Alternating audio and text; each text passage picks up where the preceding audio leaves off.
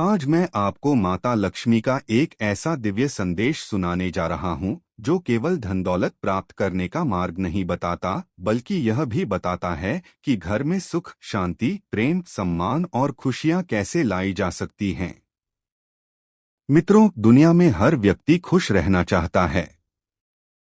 हर कोई चाहता है कि उसका परिवार हंसता मुस्कुराता रहे, घर में बरकत बनी रहे और किसी प्रकार की परेशानी न आए। लेकिन कई बार ऐसा होता है कि घर में धन तो होता है, सुविधाएं भी होती हैं, फिर भी मन अशांत रहता है। परिवार के लोग छोटी छोटी बातों पर झगड़ते रहते हैं, घर का वातावरण भारी रहता है और खुशियां जैसे कहीं दूर चली जाती हैं। ऐसी ही एक कहानी है। एक गांव में मोहन नाम का व्यक्ति अपने परिवार के साथ रहता था। उसके पास खेती थी, अच्छा घर था और जीवन में किसी चीज की कमी नहीं थी। फिर भी उसके घर में रोज कलह होती थी।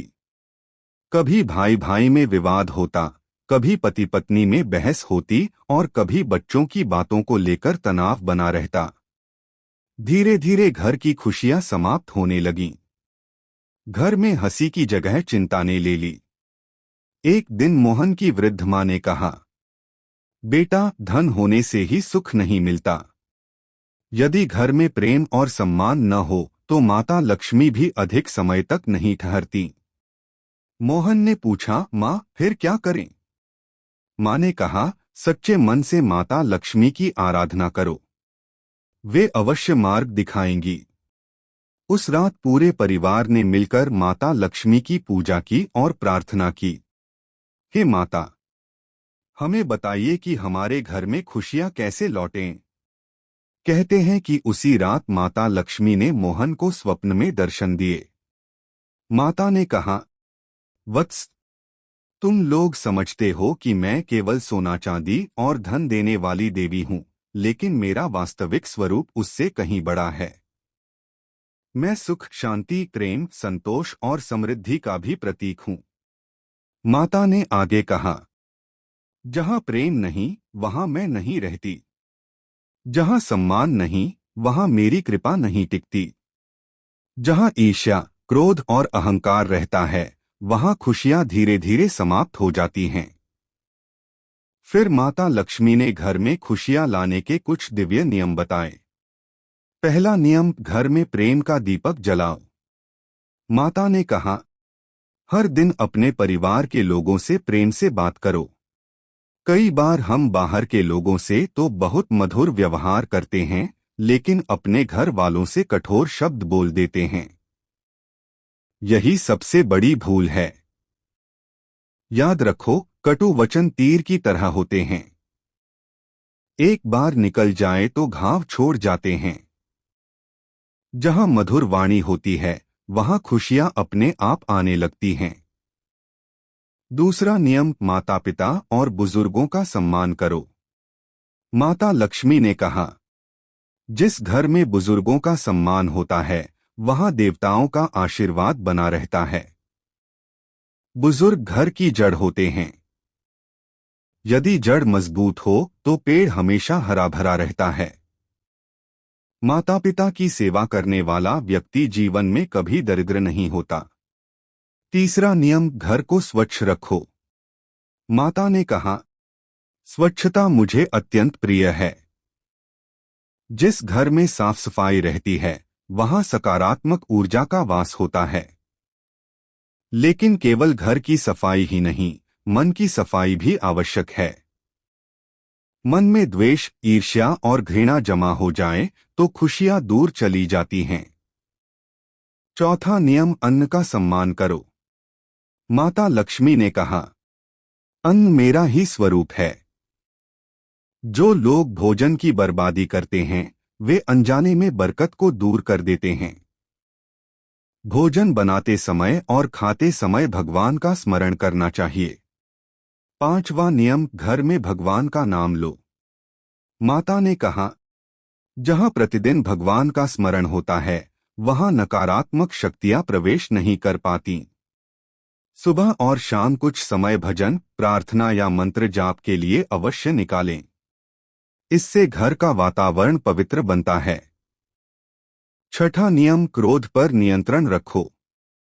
माता लक्ष्मी ने कहा, क्रोध घर की खुशियों का सबसे बड़ा शत्रु है।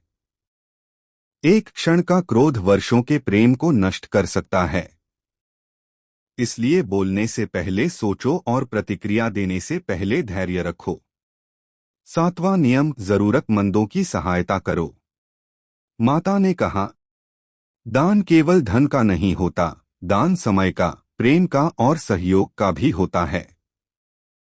जो व्यक्ति दूसरों की सहायता करता है, उसके घर में मेरी कृपा बढ़ती जाती है। आठवां नियम, परिवार के साथ बैठो। आज लोग मोबाइल और टीवी में इतने व्यस्त हो गए हैं कि परिवार के लिए समय ही नहीं बचता।